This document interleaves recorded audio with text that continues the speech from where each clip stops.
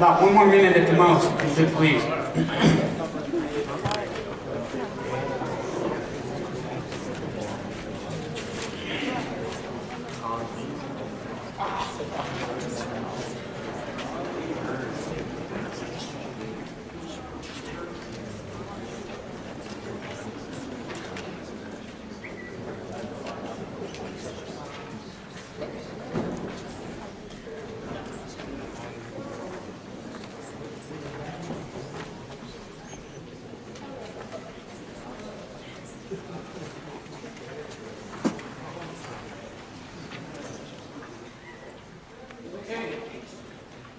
Go ahead and get started.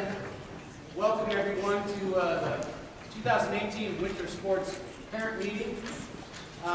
Just a couple of organizational things that I'd like to discuss before we get started.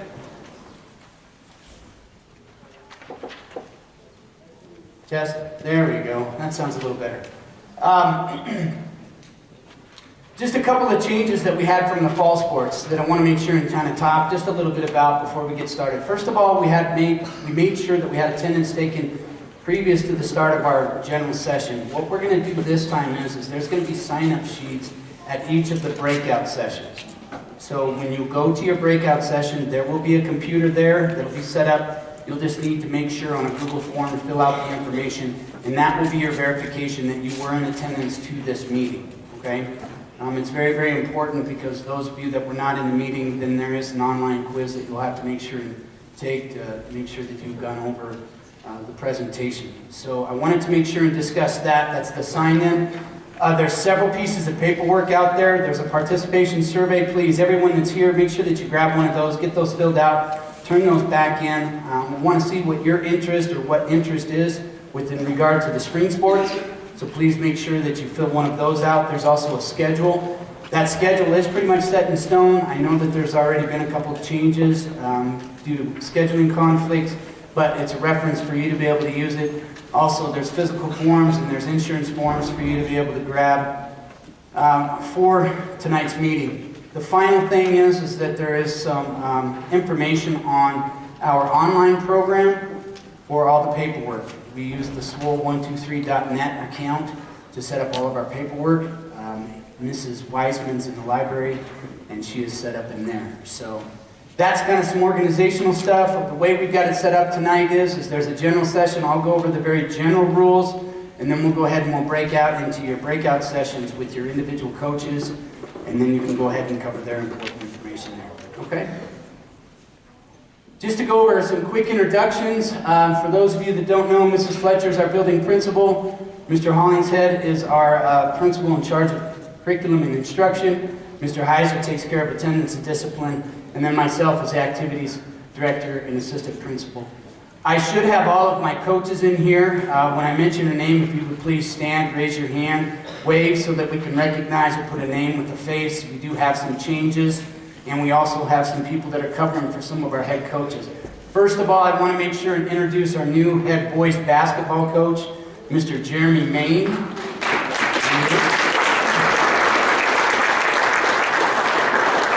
New boys swim coach, Mr. David Galindo.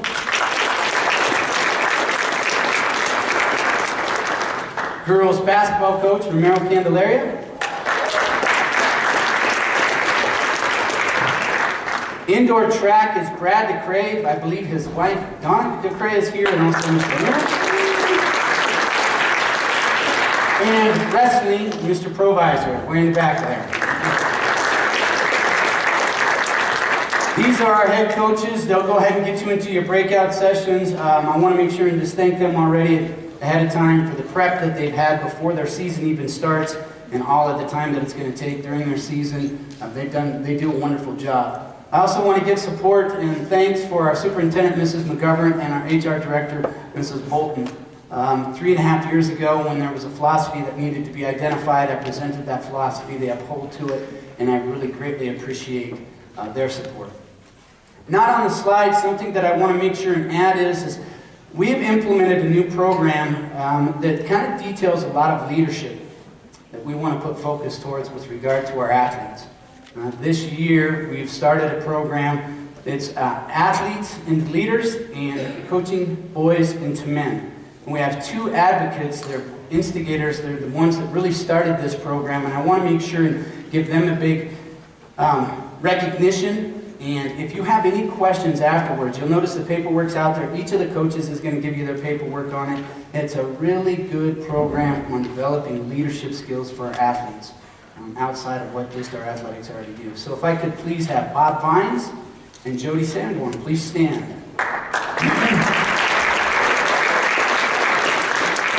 Again, link will be available. There's also a table out there. There's a couple advocates that are actually local that are going to be here. They've got some resources. Please look at that. Look at the handout that's available. And if you have any questions, please reach out to them. Again, thank you for what you do, and I think it's a great opportunity for our athletes. Other members of the team. Obviously, everybody has a right-handed man. I'm going to say I have a right-handed woman that does a fantastic job, and that's our activity secretary, Mrs. Duchamp. Yeah, please put your hands together for her. Much like oftentimes we have very short notices and things need to be done very quickly, and she gets that done very well. Our athletic trainer, she gets put in positions where 1 minute she's with football, next minute she's over in volleyball, 1 minute she's with girls basketball, then she's down with boys swimming, and she takes care of our athletes. The one thing that I really appreciate about her is her recognition of knowing when a student is hurt and when a student is injured, and the difference between those. So she does a wonderful job. I want to make sure and thank her. I got to thank our teachers.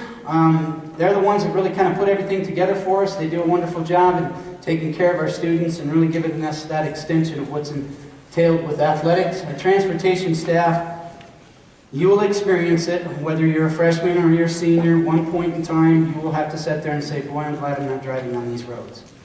Our transportation staff oftentimes does get put in very short notices as well. They have to be in a position to where, oh, guess what? Game's been canceled, now I need a bus on Tuesday. And they do a wonderful job there, so I have to give them recognition.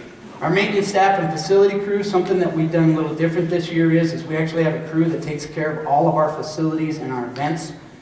This year worked out really well. One thing that's really challenging for them is 1 minute they're taking care of a football field here, next minute they've got to be over at the junior high taking care of a football field over there, or basketball, or anything like that. So I have to give them their thanks. Parents, thank you. And instilling the opportunity for your students to be a part of something that we really feel is a great extension of the educational setting. We know that there are times where there are a lot of commitments. Coaches say, hey, we're having practice at 5:30. You're a freshman, and you got to be able to get there, and we thank the parents for being able to do that. Finally, coaches, wives, and husbands. Whenever you get an opportunity and you happen to see your coach and he happens to be with his wife, or she happens to be with her husband, just take the time, go right past your coach and thank them. The time that they get taken away, they don't get that opportunity to spend with them, and they're very dedicated in what they do, so please make sure you thank them. Our philosophy, I'll go through this really, really quick. I'm not going to go into it too much, but basically what this details is that we're all about multi-sport participation. Now, we've identified that it helps reduce injuries, and it also helps develop a lot of the character traits that are so important within athletics. Some things such as discipline, teamwork, responsibility, adversity, persistence, commitment. Please get your students involved. You'll be amazed at how much they're able to grow and develop from a strength and conditioning standpoint, but more importantly, they get to understand who they are. So that's what our philosophy is really about. We really want to focus on the character development, and that's part of the reason why we've implemented the programs that we have. So, some people think, well, that's a bunch of hodgepodge, we don't know if it's true. Here's statistical proof that shows the importance of multi-sport athletics.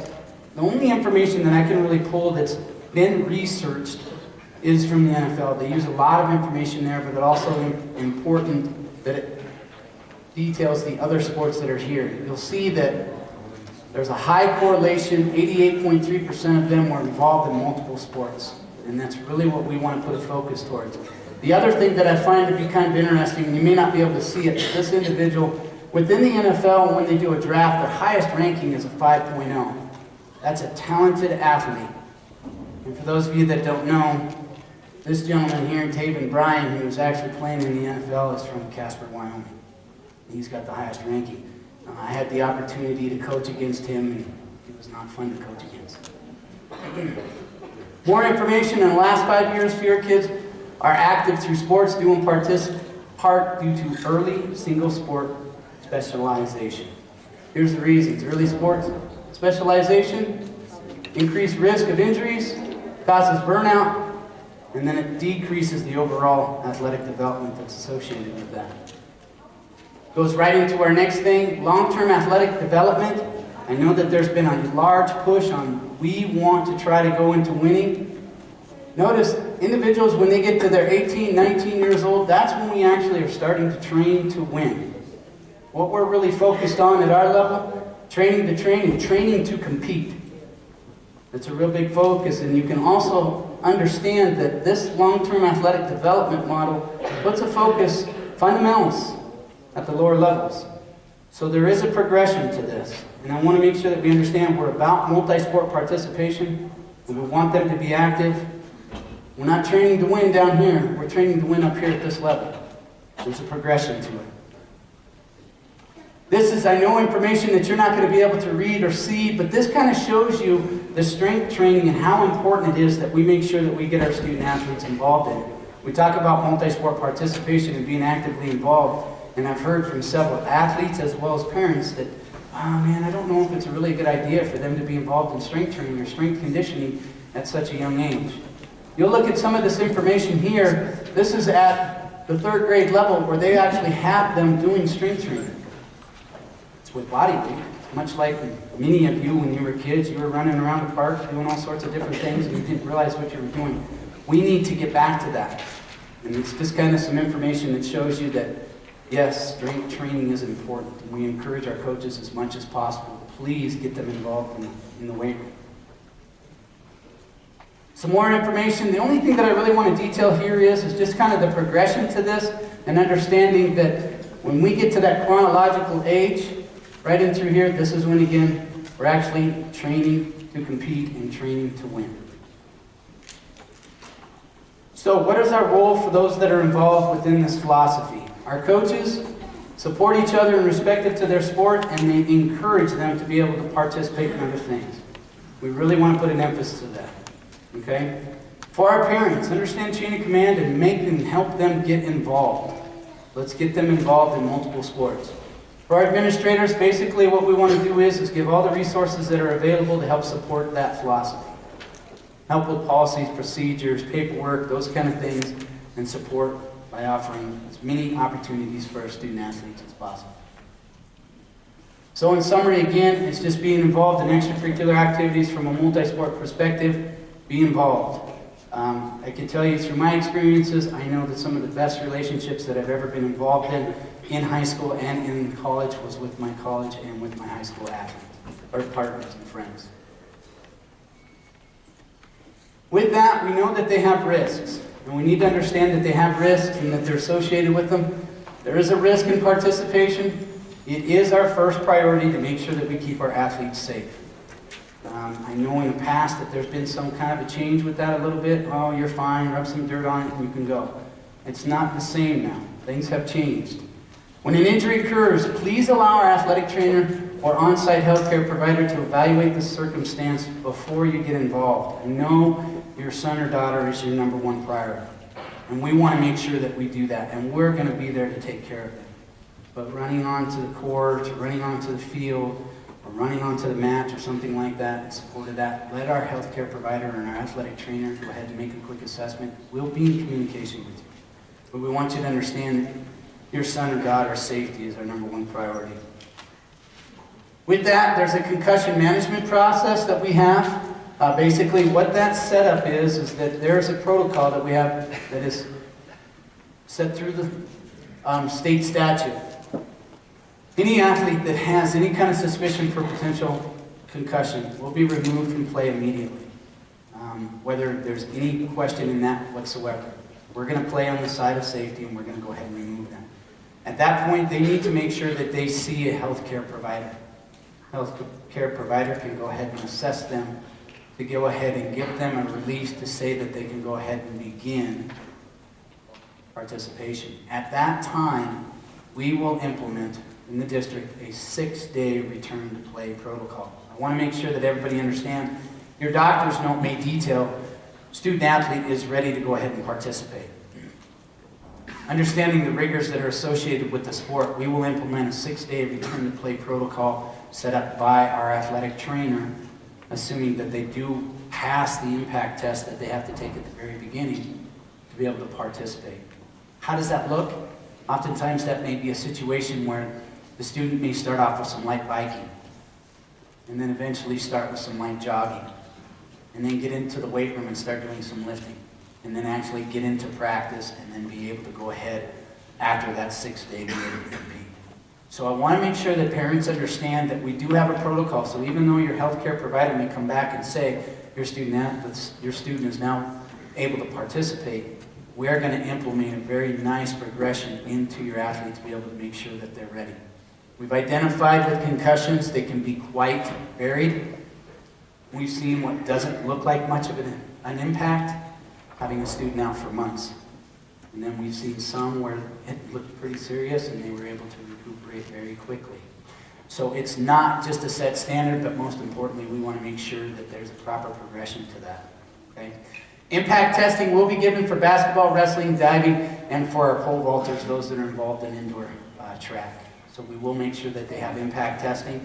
That gives a baseline for us to be able to assess where their category is in regard to their cognitive. And then after that, we can go ahead and use that if they have received a concussion. This is a lot of information. I'm going to kind of go through this. This is all of our paperwork. This is kind of our process. And what we're trying to do is we're trying to make that system a little bit smoother and having it all online. In the past, we used to have all sorts of papers and we had to hand them in and we didn't know exactly who had what. In this particular situation, this is all online. And if our trainer or our coach needs access to that, all we have to do is be able to get on it. Activity handbook, sports physical, emergency information, concussion acknowledgement form, assumption of risk, and health information release are all information that you can receive on this swol123.net. Most of you should be familiar with that. If not, we have handouts available. I did put it on social media for you to be able to look at as well. The only thing that needs to be handed in is the physical. Okay? Everything else will be taken care of online. Now, if you have done this before, you just need to make sure that you go in and update it. Okay? You don't have to go in and do another account. And please, if you're a freshman, remember your username and remember your password. Because every year in the fall, we have a bunch of them going, I forgot what that is. And it takes a little bit of a process with that. Make sure that your physical is dated after May 1st. That isn't much of an issue with regard to most of our winter sports. However, we have had that come up a couple of times. The process that's set up, once when that paperwork is handed in to our athletic trainer, she will review all of that. Your physical, she checks off on the physical to make sure it's signed and that it's taken care of. She will go ahead and issue your student athlete an orange card. That orange card is then given to our head coach. That is the only way your student athlete can begin to participate or practice, is once that coach has received that orange card. That is our verification that yes, you have taken care of all of your paperwork. To give you support in that, Mrs. Wiseman's available right after tonight's meeting. After the general session or after you're done with your breakout session, she'll be in the library. She'll have computers set up. You can go in there, start to go ahead and do that. There are also, I think, 150 printouts of the actual process on how to do this. You're more than welcome to take one of those home and then you can do it. She will also be available 3 to 5, Monday through Friday, until the 16th of November. So there's plenty of time for you to be able to go in, get with Mrs. Wiseman, make sure that your paperwork's all taken care of, and ready to go before the start of your practice. That's part of the reason why we set our meeting up just a little bit earlier than usual. Information from the handbook. There's some additions to this, so I want to make sure, and I'm actually just going to kind of probably read through some of this. You must be in 4 of your 7 classes or half of your classes that day to be eligible to practice. Okay? And there's some clarity that we need to make sure that we give in that to make sure that you understand. Now, if you've only got 6, you have to still be in at least half of your classes. Okay? If you're not, you cannot practice. Can you go to practice? Absolutely. You can go there, watch, and everything, that's not going to be a problem at all, but you cannot practice, okay? If you have practice in the morning, so let's say, for instance, we've got a freshman girls basketball program that's going to practice in the morning. Well, they've already committed to their practice for that day, so we can't obviously use the rule, you've got to be in at least half of your classes because you've already practiced. So it will then go ahead and be in effect the next day. So if, for instance, let's say you practice Tuesday morning, you only go to 2 of your classes Tuesday, you cannot practice on Wednesday because you've already had that practice. Okay, so I want to make sure we give clarity to that. Students must be in all classes the day of a competition. Clarity to this, anything more than 5 minutes, it's an unverified. Let's not even go there. Let's be on time on the day of a competition. And it says if leaving before classes start, so let's say, for instance, you're leaving Friday at 7 a.m. to go to your competition, then you need to have been in all of your classes the day before your departure. Okay? And please, again, don't be more than 5 minutes late, because then it's identified as late and you will not be able to travel. Absences can only be approved by me. Students must get pre-approval and check out and check back in if it is for a school-sponsored activity. We have a lot of students that have job shadowing. Please make sure you check out, go to your job shadowing, and then as soon as you're back, you check back in. If that process has not been done, and it happens to be the day of a competition, guess what? You're not going to go. Okay? If it's for a medical or court-ordered appointments, and they're during the day, that is fine, but I need prior notice, okay? I know that your dentist appointments set up 6 months in advance for the most part. You know when most of those appointments are.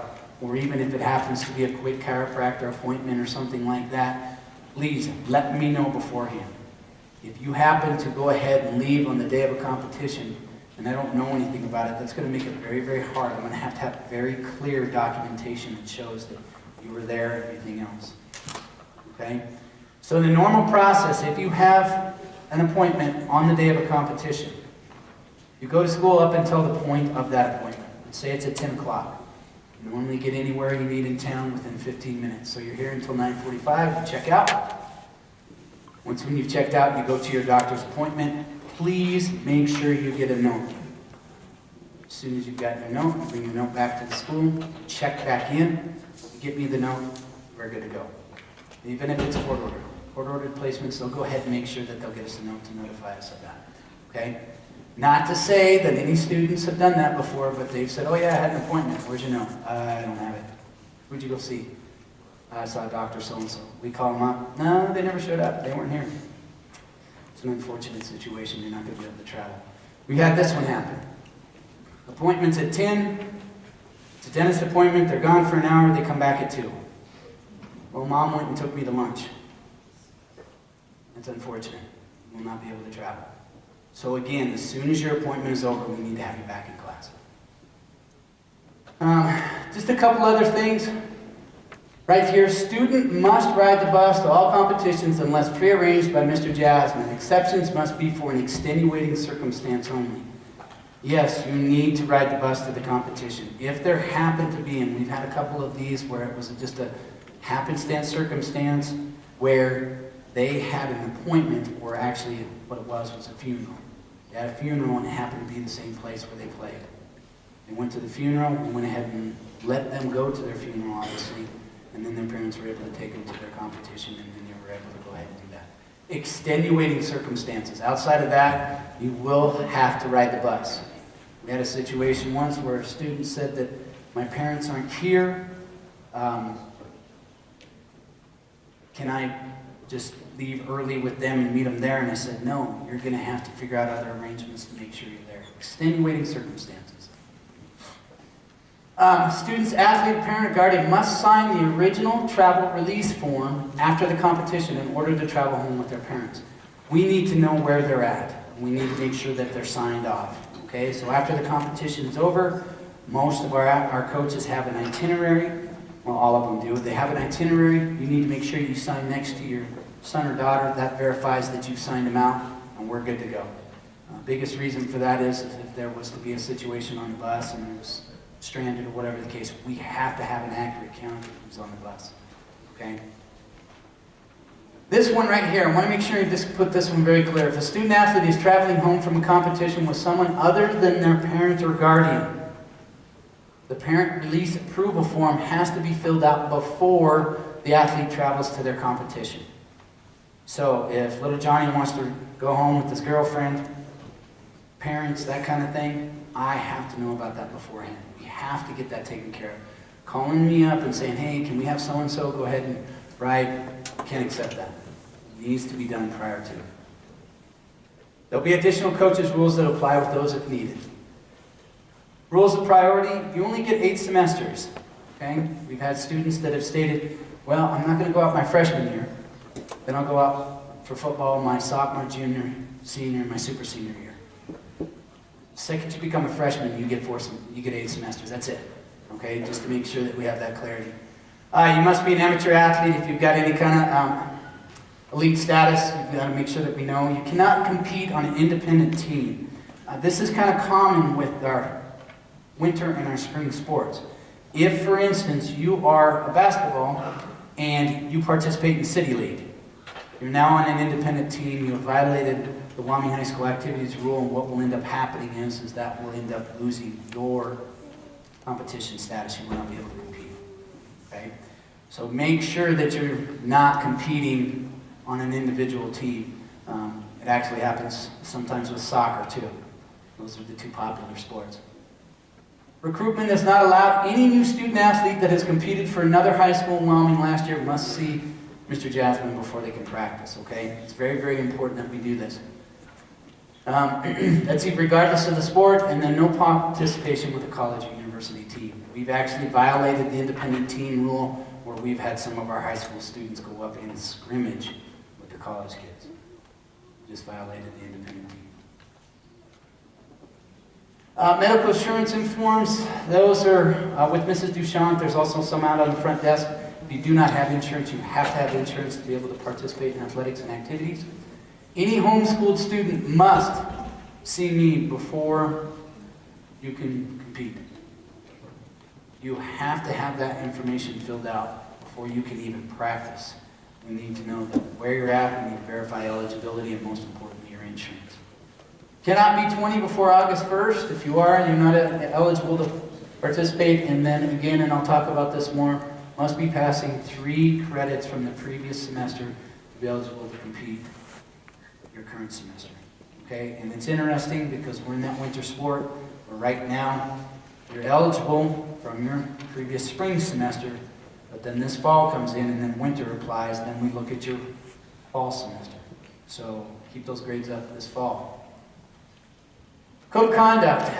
Any conduct that results in dishonor to student, team, school will not be tolerated. There's going to be consequences. Probation, suspension, dismissal, other actions that are reasonably fitting for the seriousness of the violation. Here's what we have for our alcohol, tobacco, and drug abuse. First violation, instantly 60 activity days. Okay? Can practice, cannot attend performances, contests, or special events. So if you have violated the rule and you say, can I still go with the team? No, you cannot. Okay, you will have to stay home. Second violation is 1 calendar year, regardless of the sport. Okay? It would be 1 calendar year. Third violation, you cannot participate in activities for the rest of your high school career. We do have this issue that plays into quite a bit of factors. Be aware that electronic media constitutes evidence of alcohol. We've had a situation where, unfortunately, there was a student, and behind them, you could tell them they're at a party, and there was a Bud Light can right over their shoulder.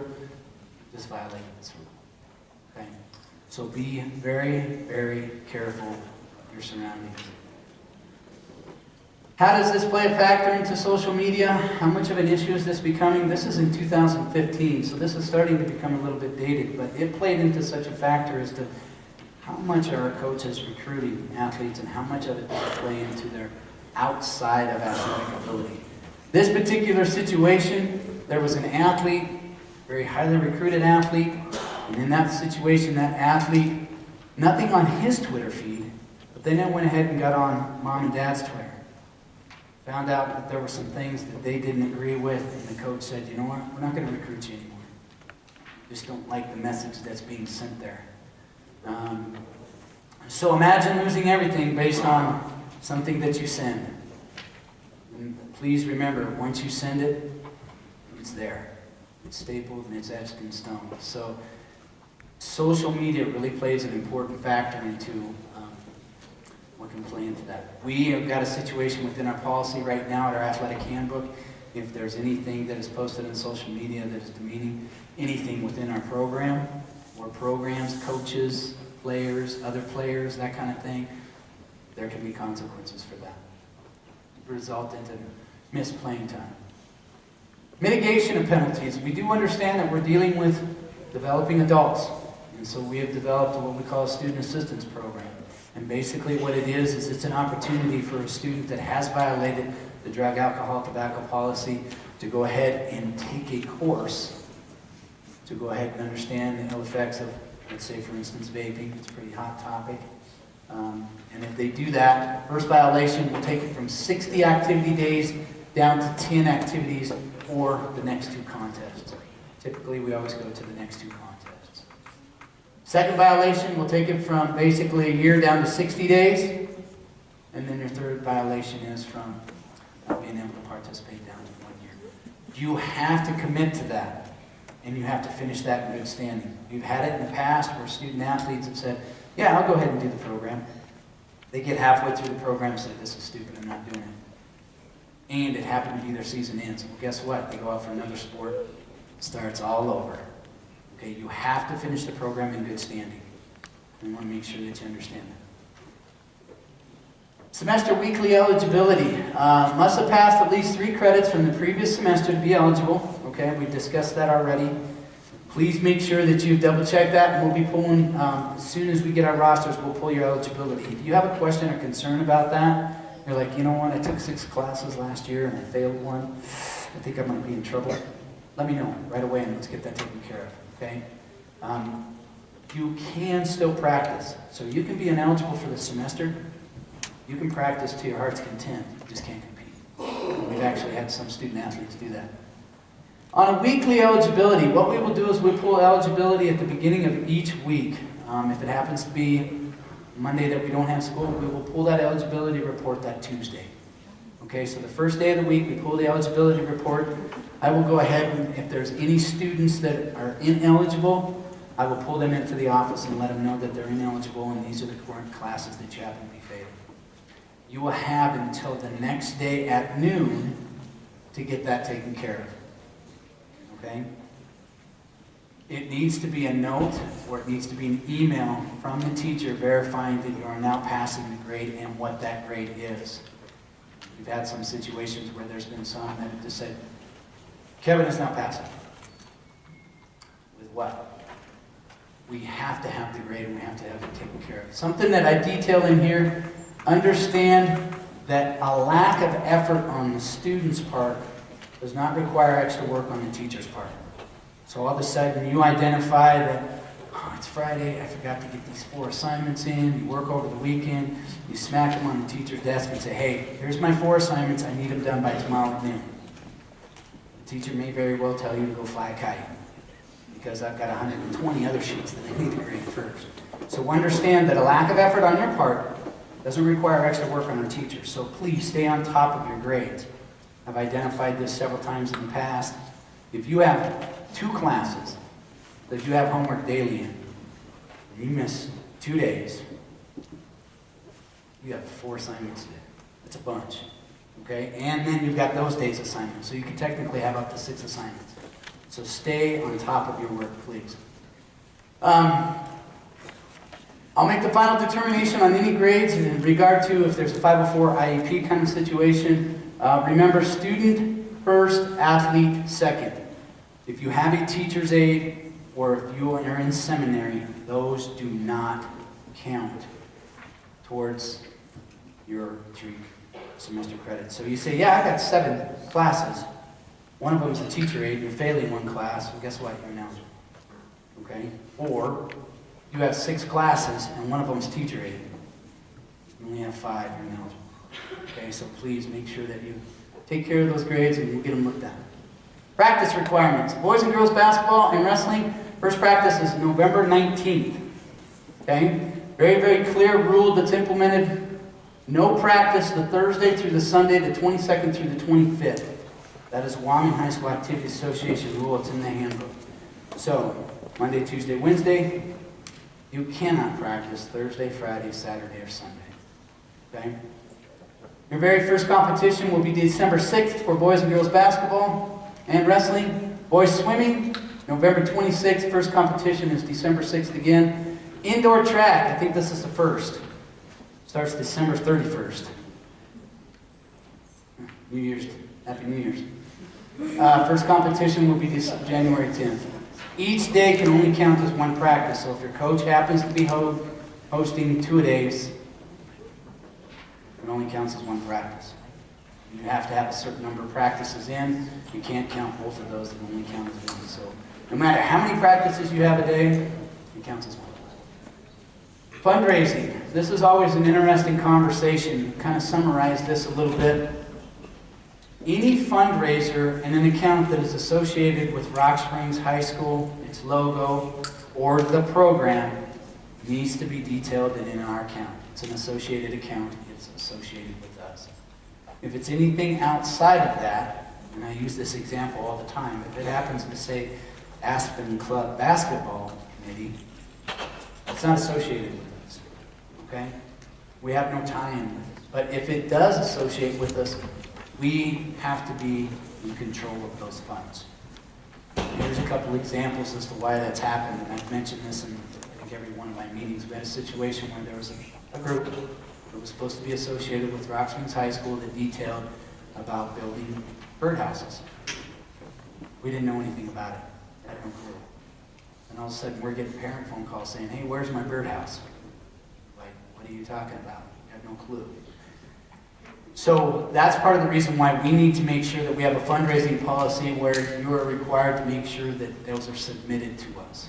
So any fundraiser that you do that's associated with us, it needs to get approved. We want to make sure that we're not conflicting with other programs. There's been times in the past where this program's doing a color run and this program's doing the color run and they're during the same time. Now we're just taking away from each other. Okay?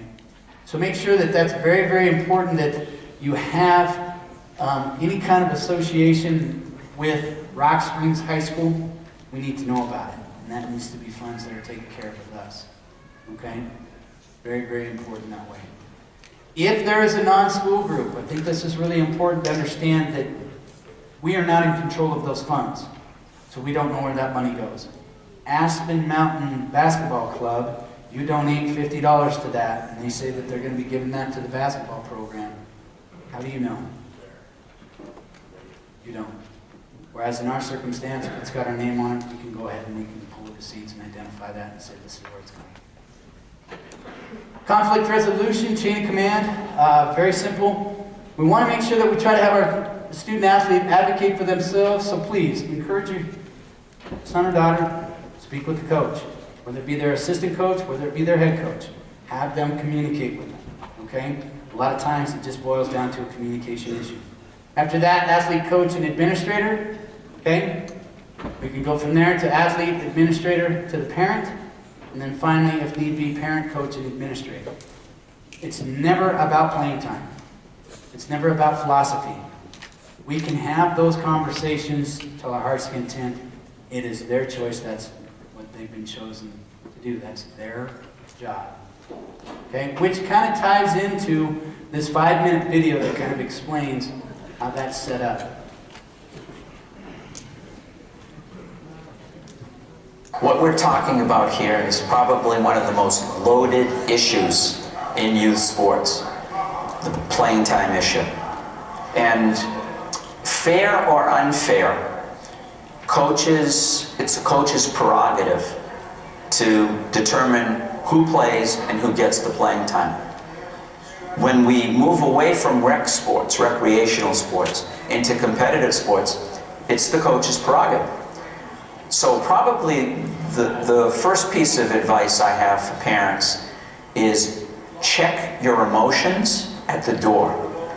It is incredibly evocative for parents to see their kids suffering, and there's no greater suffering in sports than when you have to sit on the bench.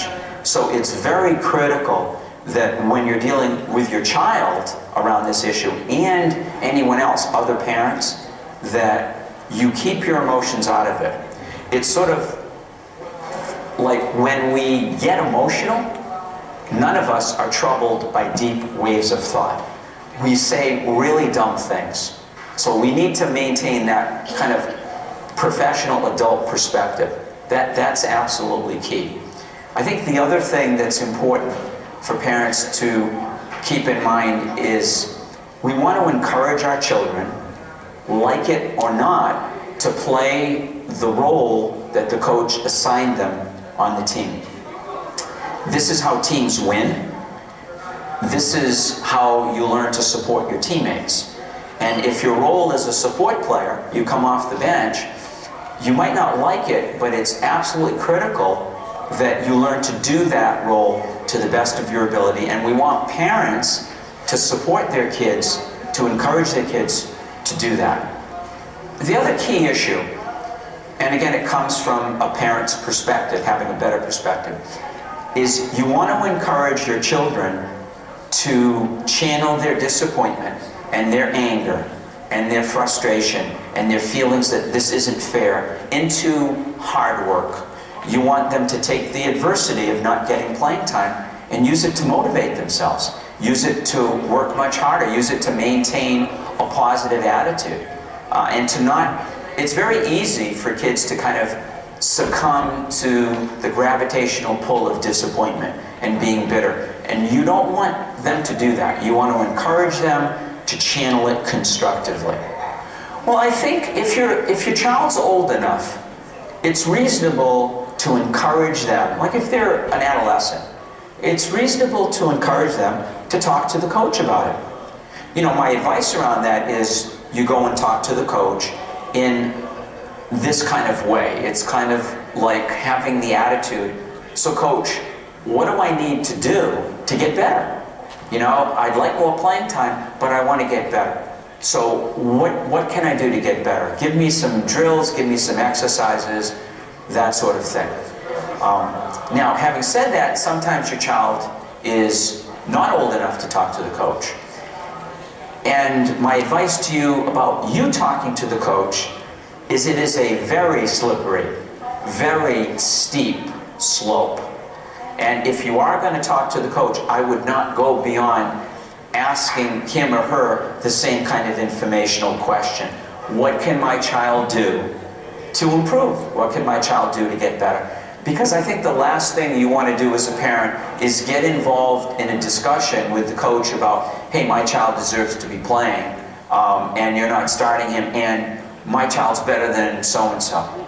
Because I think to every parent, even when you have a perspective, you don't have a perspective, because it's your child.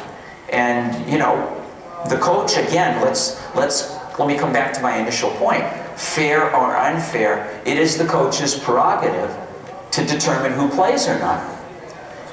And it's very important that you as a parent keep that in perspective, and I guess in closing, to help your child maintain all of this in perspective. So it might be your child's not getting playing time now, but if they work hard and they're dedicated and motivated, you know, maybe next year they'll get more playing time. Maybe they're a freshman now. Maybe by the time they're a junior or a senior, their time will come. Their moment will come. And, you know, it's important, again, be empathic with your child. It's a very hard role to play. Being a support player, sitting on the bench, toughest role on the team to play, but someone has to play it. And you want to help your child play it with class and dignity and motivation.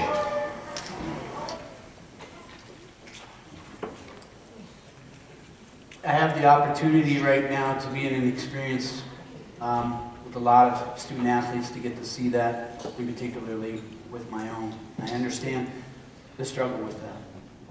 But again, really encourage, and that's just something that we do. We make sure that we have those conversations with your athlete, with the coach, let them grow and let them develop. Sportsmanship, a lot of you are aware of these. The Wyoming High School Activities Association has designed sportsmanship. It's called RIDE, Respect, Integrity, Dedication, and Encouragement. Basically, it's all encompassing. It talks about administrators.